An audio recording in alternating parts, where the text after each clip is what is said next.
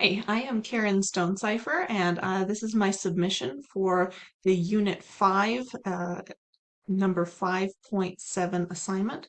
And so I have 5 questions to answer here. So my very first question is, what does the CRISP DM methodology for data mining entail? What does the data analyst do in each step? So the CRISP DM method is a method that involves several steps, and it helps ensure that the data mining process is orderly and nothing falls through the cracks, and that it's well documented so that the whole thing can be followed from beginning to end. It helps ensure accuracy of the data mining process. So what CRISP-DM stands for, that's an acronym that stands for the Cross-Industry Standard Process for Data Mining, and it involves 6 steps. So the very first step is the very first step is business understanding. And business understanding means understanding the priorities and the goals of the business that the analysis is there to serve.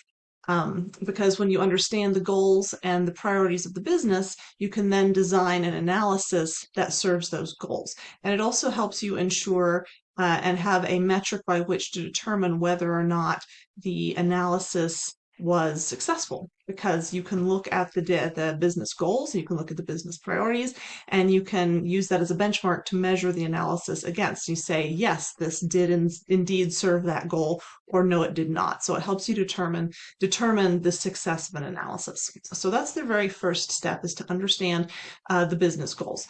And the second step is your data understanding. So data understanding involves looking at the data you have by which you are going to be performing this analysis. And you look at that data and you look at how it was collected. You look at it for any errors, any missing information, anything like that, any inconsistencies that are in the data. You look for those things and then you document all of that. So from this step forward, you do documentation. So the documentation is there to make sure that each step is followed properly, and that then the analyst can go back and review their analysis from beginning to end and look for anything that may be missing or fallen through the cracks or biases, etc. And it's also a tool that then outside observers can then follow the documentation from beginning to end and follow the entire analysis. So beginning at this step of data understanding, you begin to document the process. So you get a good feel for where the data came from, what condition it's in, and what needs to be done to it.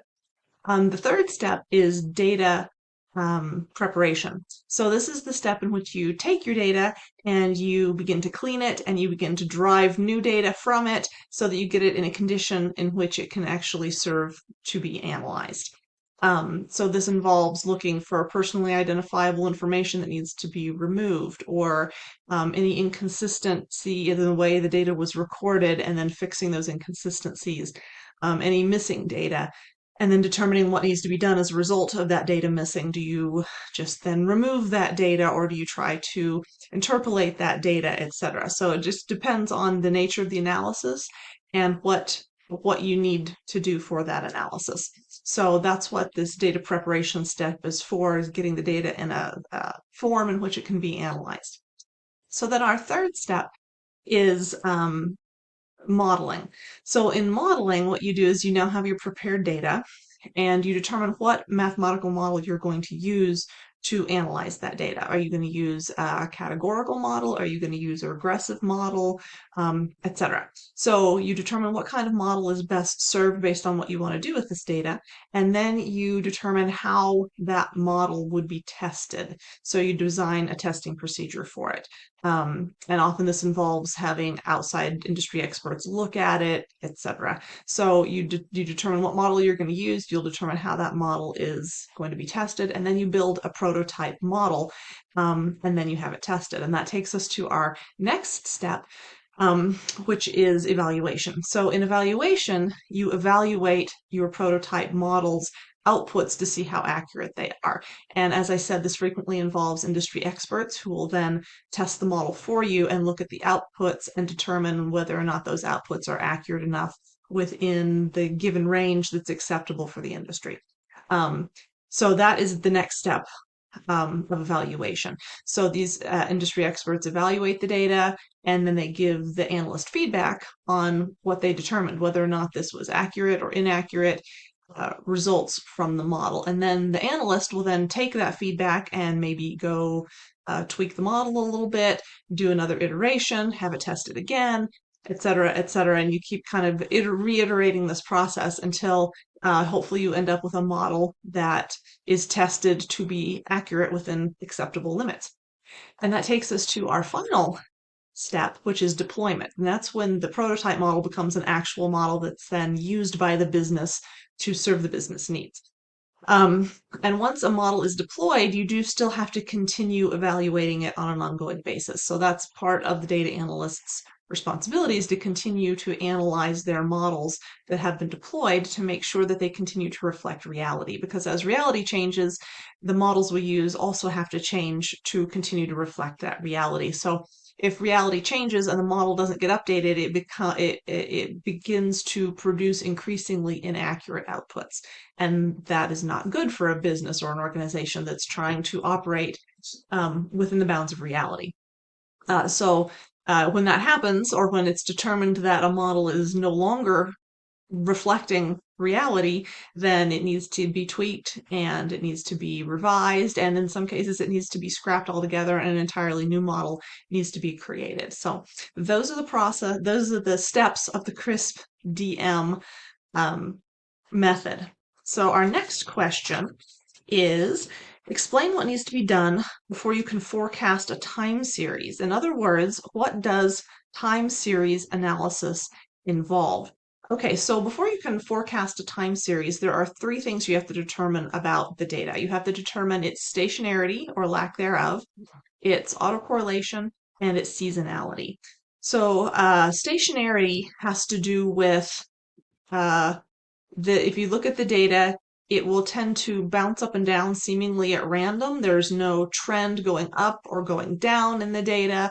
There's no repeating pattern in the data. It's just randomly fluctuating within a given set of limits. That's stationarity. Non-stationarity, on the other hand, it continues to not have any kind of repeating pattern, but you will tend to see a trend in one direction or another. So the data will trend either, generally going up with bounces up and down in between, or generally going down with bounces up and down in between. So non-stationary data will tend to have a trend in one direction or another. So that's stationarity. And then autocorrelation and seasonality, what these have to do with is this is data that does not have a trend either going up or down, but it does tend to have a repeating pattern that can be seen over time. So the difference between the autocorrelated data and the seasonal data has to do with the time frame. So seasonal data tends to repeat on a yearly basis. These are patterns that go up and down in a predictable manner over the course of a year. And then we'll repeat that same pattern the following year and the following year, etc.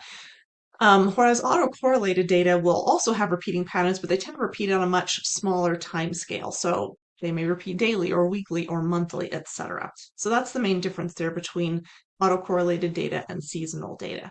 Now, the reason you need to determine the stationarity, the autocorrelation, and the seasonality of data before you can do a forecasting on a time series is because those qualities in the data determine how you can forecast the data.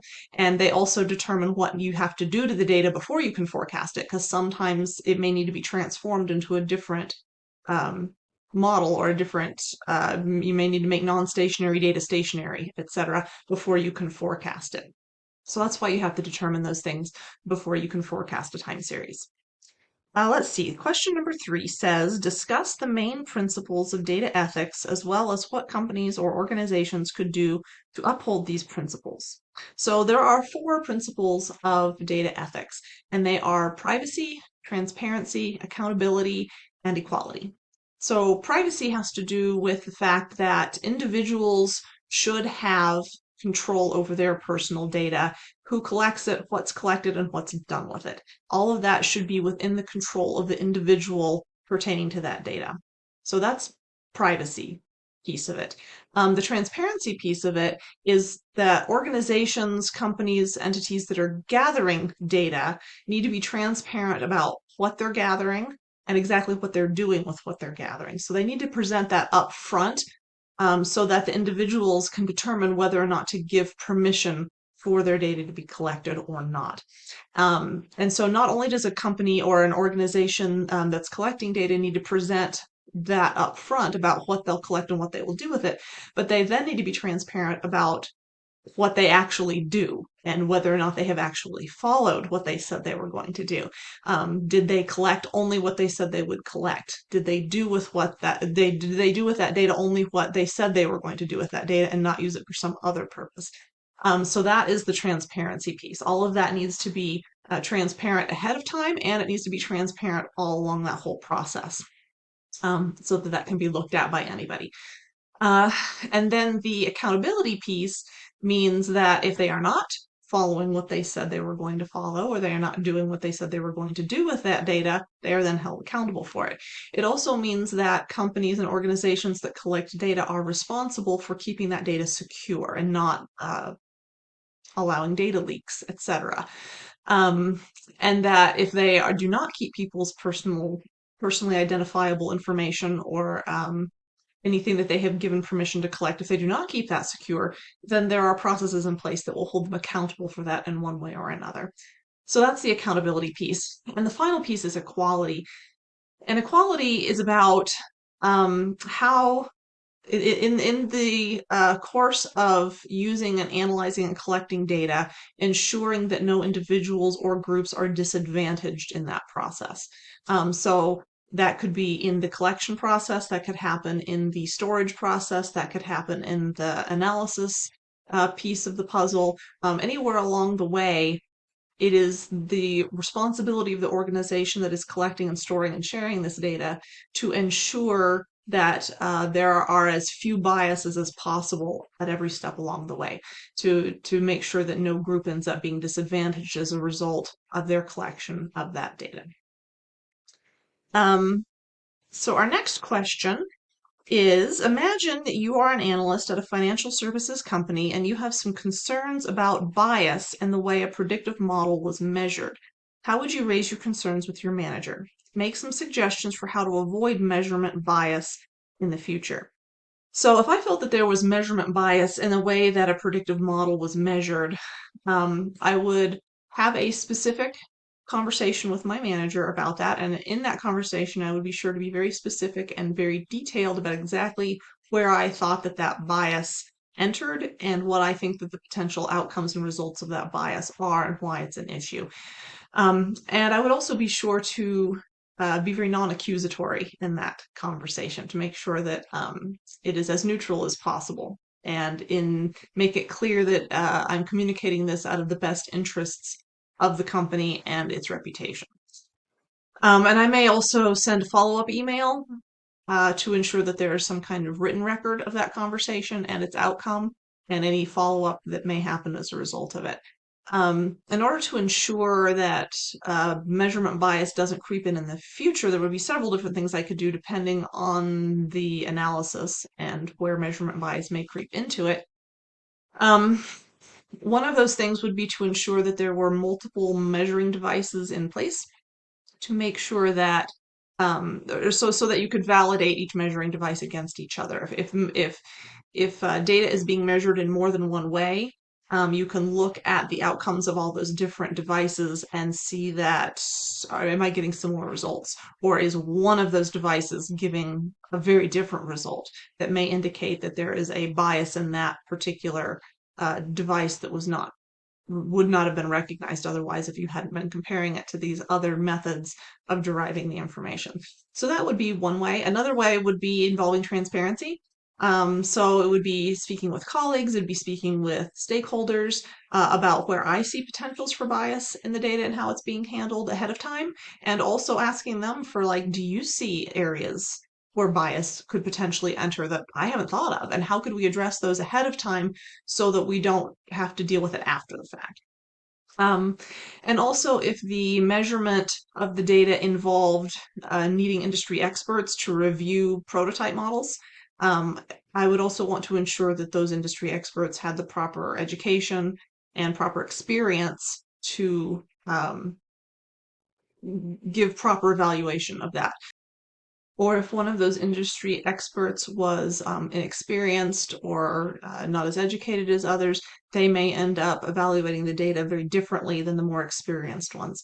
Um, so, wanting to make sure that they'll have an adequate level of experience and also maybe even knowing that ahead of time. So, if I do know that if one of them has less experience or less education, taking that into account when looking at the results and perhaps even trying to get like a democratic result from multiple analysis, multiple experts. So say we had five experts looking at it, and I got four of the five said one thing, and the fifth one said something wildly different, and that kept happening over and over. I might need to remove an outlier of that particular expert, or I may want to do more of a consensus, kind of like a majority vote. Before determining, okay, the majority of these experts said this, so we're going to go with that, etc. So that would be ways in which I could decrease on measurement bias. And our final question says, explain the difference between regression and classification models in predictive analysis. When would you use one of these models over the other? So a classification model is used when predicting something's category rather than something's quantity. For example, let's say I wanted to determine what type of car a particular person would buy. Then I would probably want to look at their demographic information, like their age, their gender, their family status, their income, all of those kinds of things, and then put them into a category of, okay, this is the type of person who would want to buy this kind of car. That would be classification. Whereas regression is dealing with quantities of things, comparing how the quantity of one thing affects the quantity of another thing. And I would use something like that in a situation where you're comparing actual numbers. So, for example, if I wanted to determine how someone's age affects their blood pressure and see if those two things are related at all. I could use a scatter plot graph and graph age versus blood pressure and with all the dots and then draw a regression line through it to see how strongly those two things are correlated based on the steepness of the linear regression line. Is it positively correlated or is it negatively correlated? And how strongly is it positively or negatively correlated? And also the closeness of all the dots on the scatter plot to that line. The closer they are, the higher the correlation. So those are the things, those are the differences between a classification model and a regression model. Okay, that brings us to the end of our questions. Thank you very much for your time.